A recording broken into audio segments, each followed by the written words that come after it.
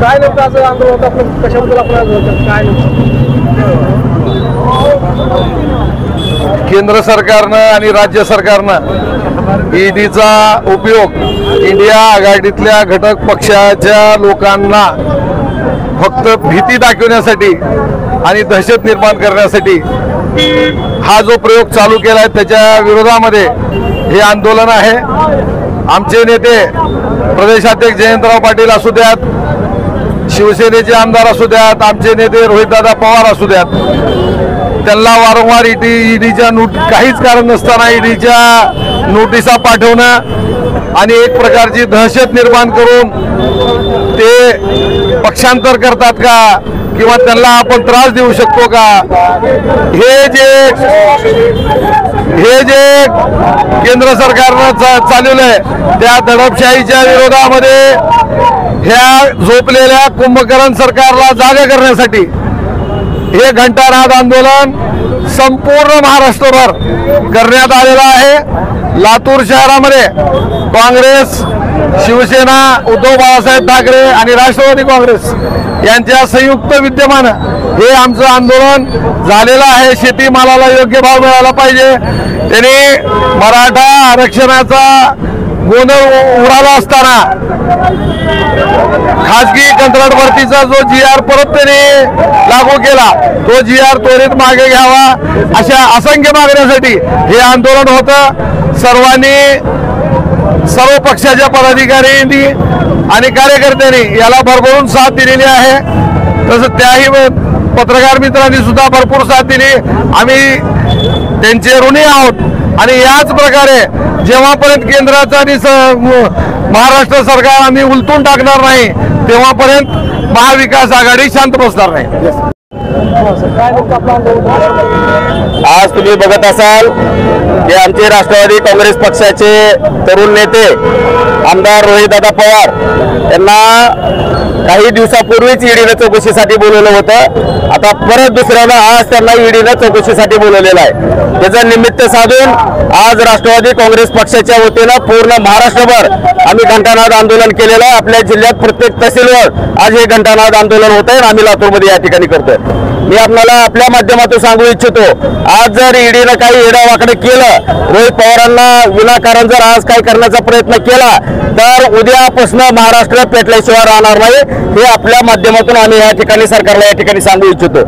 आणि त्याच्याबरोबरच ते आता ताईंनी सांगितल्याप्रमाणे की विद्यार्थ्यांचे प्रश्न आहेत, शेतकऱ्याचे प्रश्न आहेत, बेरोजगाराचे प्रश्न आहेत, हे सगळेच प्रश्न घेऊन की परवाच त्यांनी आणखीन महाराष्ट्रातल्या सर्व जिल्हा परिषदेच्या शाळेचं खासगीकरण केलं, असे सगळे विषय घेऊन आज आम्ही या ठिकाणी जिल्हाधिकारी आणि तालुक्यातल्या आणि महाराष्ट्रातल्या सगळ्या जिल्हाधिकाऱ्यांनी तहसीलदारांना या ठिकाणी आम्ही निवेदन देतोय। आणि परत एकदा सांगतोय की शासनाने परत जरूर विचार करावा।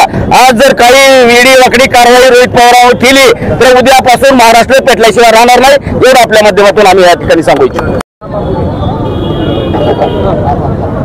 आज खरं तर या देशामध्ये या भाजप सरकारनं जे सूडबुद्धीचं राजकारण चालू केलंय, या देशामध्ये भाजपच्या विरोधी पक्ष विरोधात जे पक्ष आहेत त्यांना खोट्या गुन्ह्यामध्ये, खोट्या आरोपामध्ये, मग ईडीच्या माध्यमातून असून CBIचे असेल, इन्कम टॅक्स असेल, ACB असेल, कालचं उदाहरण राहुल गांधी साहेब यांच्यावर गाडी हल्ला, रोहित पवार दादाला ईडी नोटीस काल परत आज बोलवलंय, तिकडे काल झारखंडचे मुख्यमंत्री हेमंत सोरेन यांना अटक केली, तिकडे तेजस्वी यादवला CBI इन्क्वायरी, इकडे अरविंद केजरीवालला ईडी, इथं उद्धव बाळासाहेब ठाकरे यांच्या पक्षाचे आमदार यांच्यावर ACB चौकशी, ईडी चौकशी, हे जे भाजपनं सूडबुद्धीचं राजकारण या देशामध्ये चालू केलंय त्याच्या विरोधात म्हणून आज राष्ट्रवादी काँग्रेस पार्टीचे जिल्हाध्यक्ष आमचे सन्माननीय संजय भाऊ शेटे, शहर जिल्ह्याचे राजाभाऊ मनियार, माजी महापौर काँग्रेसचे नेते विक्रांतजी गजमगुंडे आणि मी सुनील बसपुरे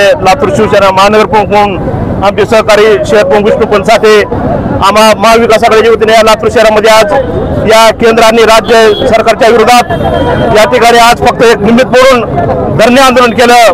पण यदा कदाचित राहुल दादाला जर यांनी आगळवेगळं करण्याचा प्रयत्न केला या ईडी सरकारनं आणि भाजप सरकारनं, खरं तर ईडी सरकारच म्हणलं तर ह्याला काय वाव ठरला नाही, कारण हे भाजपचे पिल्लाग ईडी, CBI, इन्कम टॅक्स आणि ACB यांच्या माध्यमातून आम्हाला छळण्याचा प्रयत्न करत।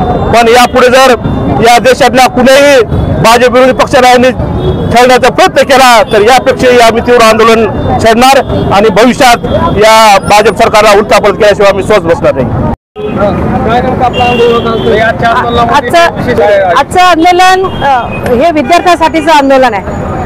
आज विद्यार्थ्यांचा एक तर बेरोजगारीचा प्रश्न एवढा मोठ्या प्रमाणावरती भीषण झालेला आहे. जे विद्यार्थी परीक्षा देण्यासाठी आयुष्यामध्ये मोठं होण्यासाठी जे परीक्षा देण्याचा प्रयत्न करतात त्यांचा जो अभ्यास त्यांची जर परिस्थिती बघितली तर अतिशय वाईट वाटतंय. 10x10च्या रूममध्ये इतकी मुलांची गर्दी एक वेळेला जेवण करून म्हणजे हे विद्यार्थ्यांशी जेव्हा आम्ही बोललो तेव्हा अतिशय वाईट वाटलं की फक्त दिवसातून ही लेकरं एका वेळेला जेवतात आणि पोटतिडकीनं अभ्यास करून परीक्षा फी त्यांची जी आहे त्याच्यामध्ये घोटाळे आहेत. त्यांचे परीक्षा झाली तर त्या परीक्षेमध्ये पेपर फुटी आहे आणि हे सगळं जर बघितलं तर कसलं विकासाचं राजकारण आहे. आज शेतकऱ्यांचा विषय बघा तुम्ही, ते उत्पादन दुप्पट करणार होते, कुठे गेला 4150चा भाव सोयाबीनला आहे. काढायचा सुद्धा खर्च निघत नाही. शेतकरी जिवंत राहील कसा? आज महिलांच्या जर बघितलं आता महिलांच्या अत्याचाराच्या जर घटना बघितल्या तर त्या वाढायला लागलेल्या आहेत. म्हणजे या राज्यामध्ये देशामध्ये महिला सुरक्षित नाही, शेतकरी जगू शकत नाही आणि विद्यार्थ्याला भवितव्य नाही. मग शेवटी हे सरकार करायचं कशाचं सरकार आहे? कोणासाठी काम करतं हेही आम्हाला कळावं. आज जर हे सगळे जर प्रश्न बघितले तर म्हणजे कुठल्या घटकासाठी हे सरकार काम करतंय ह्या सरकारनेच आम्हाला उत्तर द्यावं. आज हे जे समाजातले जर प्रश्न बघितले तर आता पिण्याच्या पाण्याचा प्रश्न आहे. म्हणजे डेव्हलपमेंटचा जर विषय घेतला तर पाण्याचं काय करायचं याच्यावरती आपल्याला विचार करावा लागणार आहे. याच्यावर तर कुणी बोलायला तयार नाही. ह्या सगळ्या विषयावरती म्हणून हे आजचं आंदोलन आहे आणि अतिशय महात्मा गांधीच्या पुतळ्याच्या समोर उभा राहून आम्ही आज शांततेच्या मार्गाने हे आंदोलन करतोय. पण आम्हाला असं वाटतं की या सगळ्या ह्याच्यामध्ये समाजाने देखील या लढ्यामध्ये सामील व्हावं आणि हा लढा सगळ्यांसाठीचा लढा आहे. जरी आम्ही आज पुढाकार घेतला राष्ट्रवादी काँग्रेस म्हणून किंवा शिवसेना म्हणून, पण हे जे आंदोलन आहे हे समाजासाठीचं आंदोलन आहे.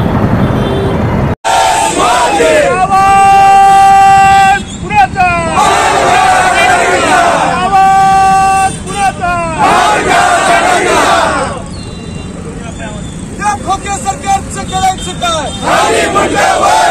या मुख्यमंत्र्यांचं करायचं काय? या गृहमंत्र्यांचं करायचं काय? अरे 50 कोटी! अरे 50 कोटी! महाविकास आघाडी